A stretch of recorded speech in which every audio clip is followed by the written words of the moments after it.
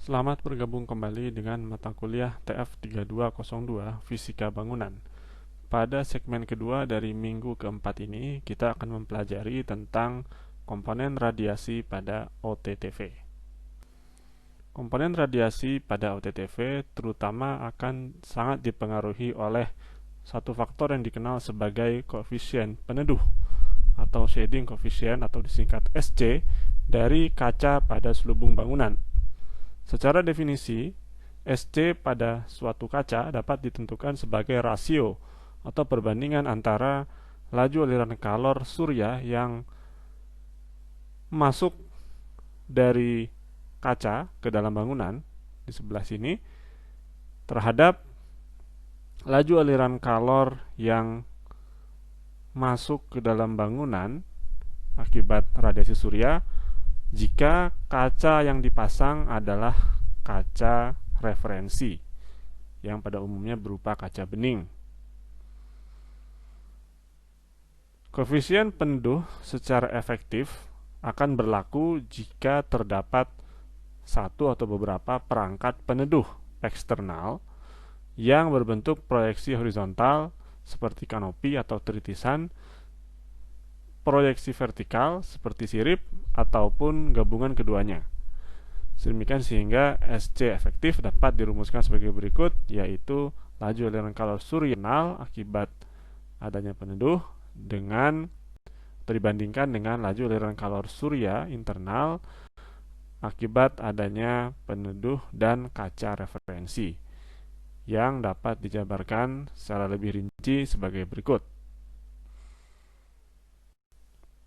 Ilustrasi dari parameter yang disebut pada halaman sebelumnya yaitu AE, AS, dan A untuk peneduh eksternal dengan proyeksi vertikal dapat dilihat sebagai berikut.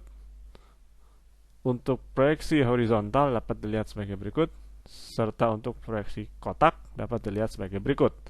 Yang intinya adalah AE menunjukkan luas jendela yang terpapar atau terkena cahaya matahari langsung, jadi yang tidak diarsir di sini, misalnya yang berwarna putih. Sementara AS adalah luas jendela yang teduh, artinya tidak terkena cahaya matahari langsung, yang dalam ilustrasi ini diberikan arsiran, di mana AE ditambah AS sama dengan A atau luas jendela total. Kemudian ED besar, ED kecil, dan ET adalah iradiansi surya langsung, diffuse, dan total yang diterima oleh jendela secara berturut-turut. Kemudian jika fraksi luas jendela yang terpapar matahari kita definisikan sebagai G, yaitu AE dibagi A, maka SC efektif dapat disederhanakan ke dalam persamaan sebagai berikut, di mana SC efektif adalah G dikali ED besar ditambah ED kecil dibagi dengan ET atau iradiansi total. SC efektif dalam satu hari yang kira-kira waktunya sekitar 12 jam pagi sampai sore hari dapat ditentukan sebagai berikut, yaitu perbandingan antara AE dikalikan ED besar ditambah A dikali ED kecil untuk setiap jam dibagi dengan A dikali ET yang dihitung untuk setiap jam. Ya, dapat disederhanakan dengan bentuk seperti ini, di mana sudah didefinisikan G adalah AE dibagi dengan A. Untuk menaksir nilai SC efektif selama setahun, karena yang tadi adalah nilai harian, sementara kita tertarik untuk menghitung nilai taksiran SC efektif selama setahun, maka kita dapat menggunakan data pada tanggal-tanggal sebagai berikut, yaitu 21 Maret atau 23 September, 22 Juni, dan 22 Desember sebagai perwakilan. Karena ini adalah tanggal-tanggal di mana posisi bumi pada orbitnya mengelilingi matahari itu berada pada titik-titik ekstrim yang disebut dengan solstice dan equinox. Sedemikian sehingga dapat kita rumuskan dengan persamaan berikut.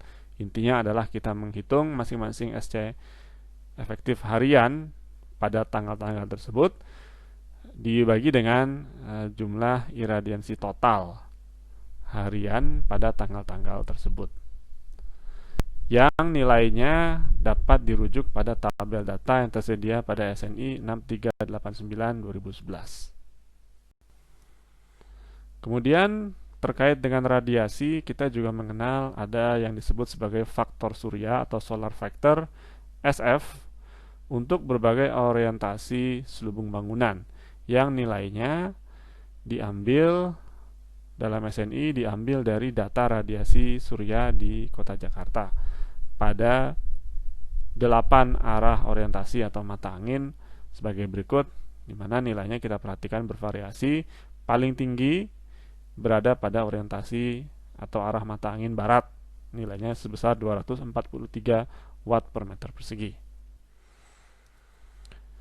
Pada akhirnya, kontribusi radiasi kaca pada OTTV secara parsial yang menghadap ke satu orientasi yang sama dapat kita tentukan dengan persamaan sebagai berikut, yaitu perkalian antara WWR dari masing-masing kaca dengan SC dari masing-masing kaca dengan SC efektif yang dimiliki apabila terdapat peneduh dengan SF atau faktor surya yang tergantung dari orientasi yang bersangkutan.